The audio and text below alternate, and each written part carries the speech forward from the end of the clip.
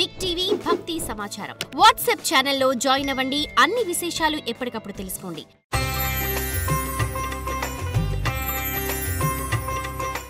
అందరికీ నమస్కారం.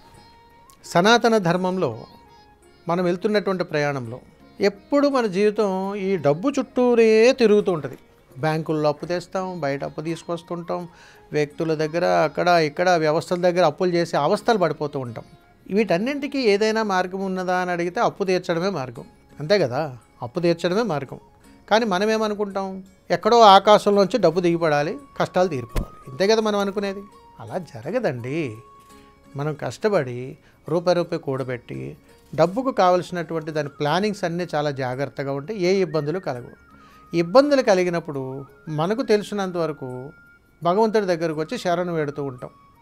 ఇది ఎంతవరకు సబబు? అందుకని ఒక అద్భుతమైనటువంటి ధర్మ ప్రయాణం మీకు తెలియచేస్తాను. వీటిని నిత్య పరిహారాలలో ఈ ప్రకృతి ధర్మం నుంచి మనము నిత్యము ఆరాధించవలసినటువంటి పరిహారాలు. వీటి వల్ల కొంతవరకు, సంపూర్ణంగా కాదు సుమ, కొంతవరకు గ్రహస్థితుల నుండి మనం కాస్త బయటపడి మన ఆలోచనలో సూక్ష్మంగా ఆలోచించగలిగి సరైనటువంటి నిర్ణయం తీసుకోవడానికి ఉపయోగపడతాయి. అలాంటి ధర్మ పరిహారాన్ని నేను మీకు తెలియచేస్తాను.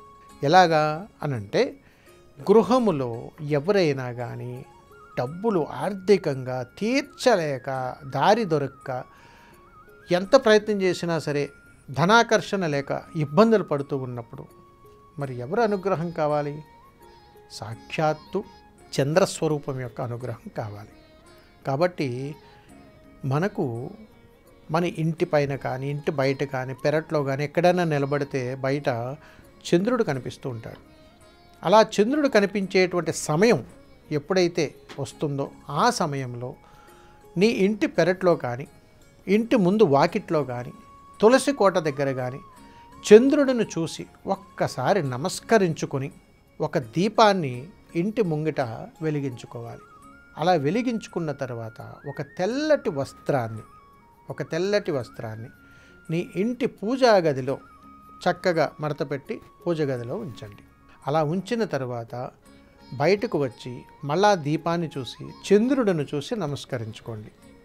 తద్వారా చంద్రగ్రహం నుంచి ఉన్నటువంటి ఏదైనా అవమానాలు కానీ ఇబ్బందులు కానీ చికాకులు కానీ ఉన్నట్టయితే వెంటనే సమసిపోవటం వలన మనం తీసుకునేటువంటి నిర్ణయాత్మకమైనటువంటి నిర్ణయాల ద్వారా మనం కష్టపడి సంపాదించుకోవాలనుకున్నా, ఎక్కడైనా ధనము సేకరణ చెయ్యాలనన్నా, ఏదైనా ప్రయత్నం చేయాలన్నా ఆటంకాలు లేకుండా ముందు పని జరుగుతుంది.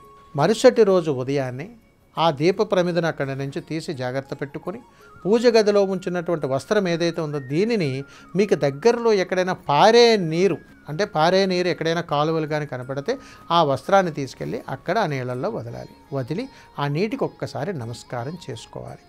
ఇవన్నీ కూడా మన ధర్మాల్లో చిన్న చిన్న మానసిక సమస్యల నుంచి బయటపడటం కోసం ఉన్నటువంటి చిన్నపాటి రెమెడీస్. చక్కగా చేసుకోవచ్చు, మంచి ఫలితాలు పొందవచ్చు. సర్వే జనా సుఖినో భవంతు. శుభం. నమస్కారం.